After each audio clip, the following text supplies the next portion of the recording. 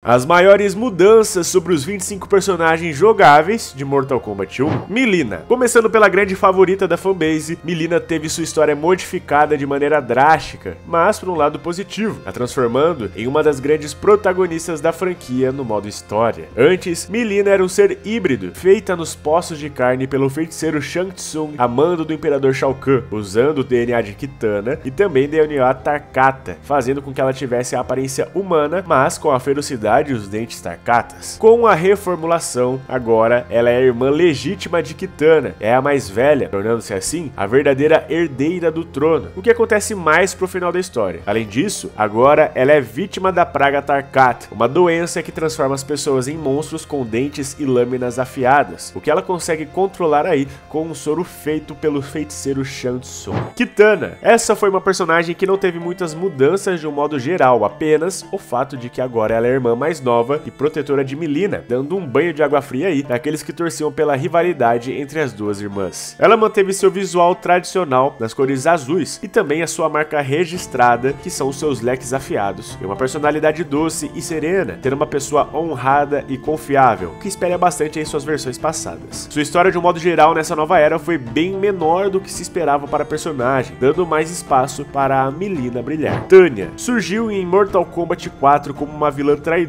do seu próprio reino, que é Edenia, a seguidora do deus caído Shinnok. Nessa nova era, Tanya se mostra uma personagem muito mais interessante, trazendo um visual muito bacana, com inspirações em guerreiras africanas. Agora, ela é uma Ungadi, uma guarda pessoal da realeza da Exoterra, o que ela faz com maestria. Porém, esconde um amor secreto com a futura imperatriz Mileena. Isso já havia sido pincelado na linha do tempo antiga, mas aqui fica muito mais claro. Sua índole mostra uma guerreira que preza pela tradição e apreço do seu dever, o que é bem diferente aí da sua versão passada. Rain aparece na nova era de Liu Kang como um mago sacerdote com um dom de aquacinese, magia essa que aprendeu na escola de magia da Exoterra. Uma biografia extremamente diferente da sua versão passada, né? Onde ele era um semideus e filho bastardo do deus edeniano Argus, com uma outra mulher edeniana comum. Algo que se manteve nessa nova era, entretanto, é a sua índole dúbia, que revela estar sempre a buscar o que é melhor para si mesmo, sem pensar nos demais, nos reinos ou algo do tipo. Embora em seu final do jogo, após cometer atos terríveis no reino da Ordem ao lado de Havik, ele se mostra arrependido dos seus atos, entregando-se para a Imperatriz Mileena, mostrando uma possível redenção. Será que vai mesmo isso, hein? Vamos ver depois. Shang Tsung, nosso feiticeiro favorito, permanece com a sua personalidade cheia de truques e traiçoeiro como sempre. Nessa nova era, entretanto, ele aparece mais jovem do que de costume. Além disso, ele não tem poderes e seguia aí para um caminho esquecido pelo interior da Exoterra, vivendo como um trambiqueiro, algo muito diferente do poderoso feiticeiro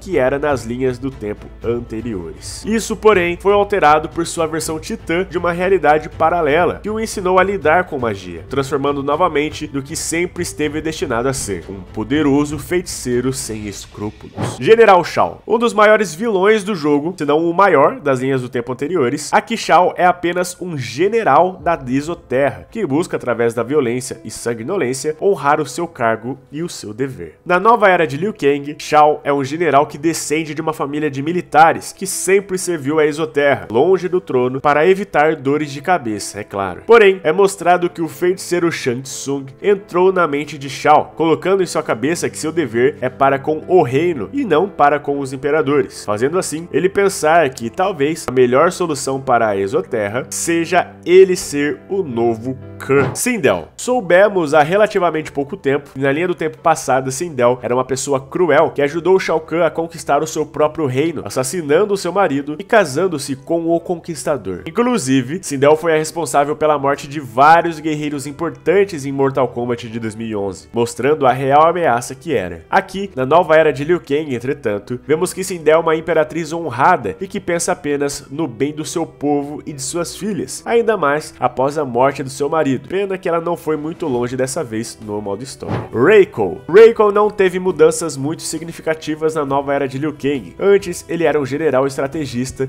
e que serviu a vários mestres, inclusive o Shao Kahn. Na nova era, ele é um militar que serve diretamente ao general Shao, mostrando que sua honra e lealdade são para com ele e não para com a Imperatriz. Smoke. Não sabemos muito a respeito de Smoke na linha do tempo passada, além do fato da sua amizade com Kuai Liang. Até mesmo a origem de seus poderes é algo envolto aí em mistério. Ele já foi até mesmo transformado em um ciborgue em uma linha temporal passada, mas aqui na nova era de Liu Kang as coisas mudaram. Vemos que ele foi criado como irmão adotivo de Sub-Zero e Scorpion pelo pai de ambos, após perder os seus pais em um triste confronto com os Lin Kuei. Além disso, seus poderes aqui são truques de mágica e agilidade, e sua amizade com Kuai Liang permanece forte. Scorpion. Na linha do tempo anterior, Scorpion era Hanzo Hasashi, um ninja que perdeu sua família e tornou-se um espectro vingativo, usando as cores amarelo e preto para matar os seus inimigos, enquanto Kuai Liang era o Sub-Zero mais novo, né? Irmão de Bi-Han, o Sub-Zero original. Na nova era de Liu Kang, Kuai Liang assumiu o manto de Scorpion e é mostrado como o irmão do meio da família que ainda tem Sub-Zero e Smoke, né? O adotado. Vemos que aqui, Kuai Liang permanece como um guerreiro honrado, valente e tradicional, buscando a honra de sua família e se vendo obrigado a enfrentar o seu irmão Bi-Han pelo controle do clã Lin Kuei. Inclusive é nessa luta que ele obtém a sua famosa cicatriz no olho, causada dessa vez por Bi-Han e tornando-se um Scorpion com cicatriz. Ele decide, após pensar muito, montar um clã próprio chamado Shirai Ryu, ao lado de Smoke, que considera um irmão de verdade, para ajudar Liu Kang a proteger o plano terreno de ameaças e também do próprio clã Lin Kuei, que agora é um poderoso inimigo. Sub-Zero. Na linha do tempo antiga, o Sub-Zero original foi morto ainda no primeiro jogo, e assim, Kuai Liang assumiu o manto e se tornou mais famoso, se mantendo como Sub-Zero até o fim dos tempos. Enquanto isso, após sua morte, Bi-Han renasceu no submundo, abraçando a escuridão de sua alma e tornando-se um misterioso Noob Saibot. Na nova era de Liu Kang, as coisas mudaram um pouco, tá? Bi-Han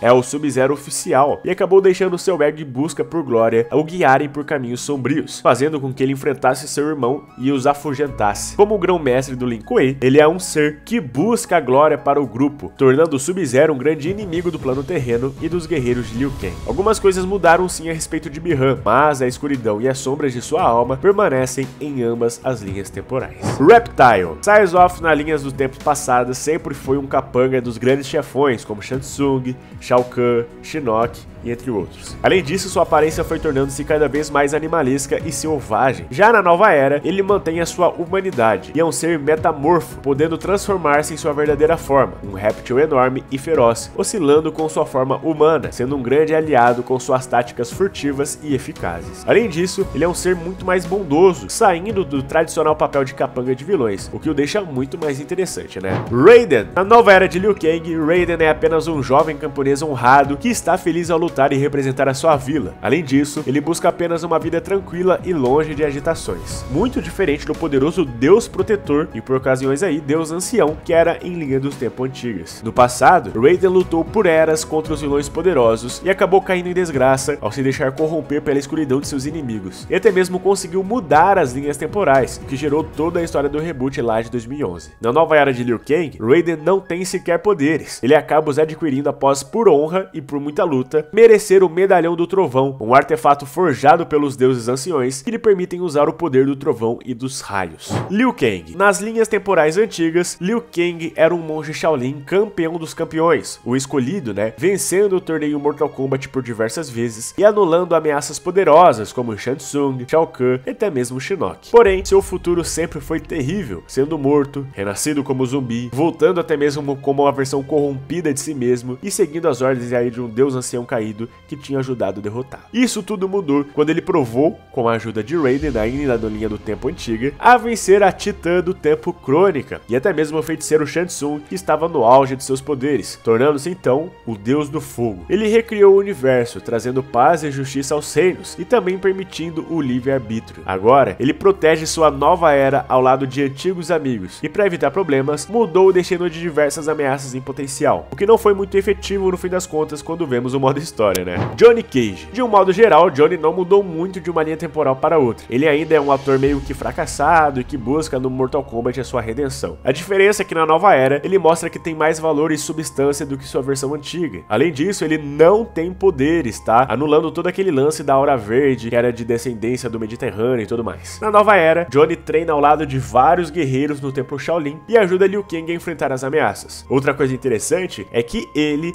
é o responsável por dar a espada Sentou a Kenshi, seu grande amigo nessa linha temporal. Kung Lao. Outro personagem que não teve mudanças significativas é Kung Lao. Assim como antes, ele permanece como um jovem guerreiro orgulhoso e com o ego nas alturas, o que é uma pena, porque parece que por mais que o tempo passe e as eras mudem, Kung Lao não evolui. Na nova era, vemos uma amizade verdadeira entre ele e Raiden, espelhando a amizade que o mesmo tinha com Liu Kang. Vemos também como ele decide montar a sua arma principal, né, o chapéu afiado, mas nada muito além disso, tá? Li Mei. Em Mortal Kombat Deadly Alliance de 2002, Li Mei é uma jovem guerreira que vence o torneio local de seu vilarejo na Exoterra apenas para ter a sua alma roubada e colocada em um antigo membro do exército de Naga. Ela retorna, mas alterada aí com sua mente misturada ao daquele soldado, tá? Na nova era de Liu Kang, vemos que Li Mei tem todo um passado muito diferente do que pensávamos. Ela era uma Ungadi que foi desonrada após a morte do Imperador Gerald, que estava sob sua guarda. Ela decide entrar para um grupo policial menor da Exoterra, em busca de uma chance de redenção. Seus poderes estão muito mais bacanas, e seu visual é muito legal, cara, com traços orientais que combinam bastante aí com a personagem. Kenshi, o espadachim cego, também teve muita coisa alterada aí de uma linha temporal para outra. Dessa vez, a responsável por sua cegueira é Mileena, que estava descontrolada sem o soro para sua praga Tarkat. Então ela pega e fura os olhos de Kenshi com um ataque de raiva, diferente do que sabíamos no passado, tá? Quando o espadachim havia sido enganado e cegado pelo feiticeiro Shang Tsung,